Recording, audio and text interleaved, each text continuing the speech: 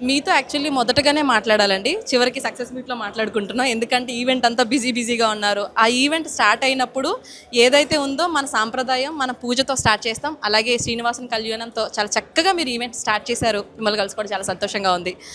నాట్స్‌లో ఇంతమంది 10,000 మందిని చూస్తుంటే మన తెలుగువారు సెలబ్రిటీస్‌ని చూసారు మీరు. సో, దగ్గరుండి పూజలు చేయించారు. బాలకృష్ణ గారు మీ ముందే కూర్చున్నారు. సో, ఎట్లా అనిపించింది? చాలా సంతోషకరమైన విషయం ఎందుకంటే మన శ్రీనివాస్ గారు చెప్పారు, ఇట్లా మన తిరుపతి నుంచి వస్తున్నారు, మీరంతా చాలా సపోర్ట్ చేయాలి, మన టెంపుల్ నుంచి సపోర్ట్ చేయాలి, కళ్యాణం జరుగుతుంది అని. మనకు చాలా సంతోషం. ఒక బాగా మనకు దొరికింది కదా అని. కానీ లాస్ట్ మూమెంట్లో వాళ్ళు రాలేకపోయారు.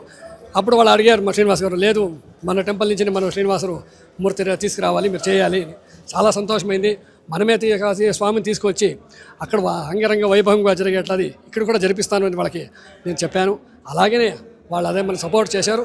ఆ వచ్చిన తర్వాత స్వామికి ఆధారంగా వాళ్ళకి కుంభ సమితి తీసుకొని వెళ్ళి స్వామికి విశేషమైన అలంకారాలు మన బాలకృష్ణ గారు వాళ్ళు వచ్చి సంకల్పం చేసి అక్కడే కూర్చొని ఉంటారు. దాదాపు ఎక్కడో కూర్చోరంట వాళ్ళు 2.5 hours అక్కడే కూర్చొని అన్నీ కూడా మన కన్యాదానం వరకు అక్కడే కూర్చొని ఉండి వాళ్ళు చాలా సంతోషపడ్డారు.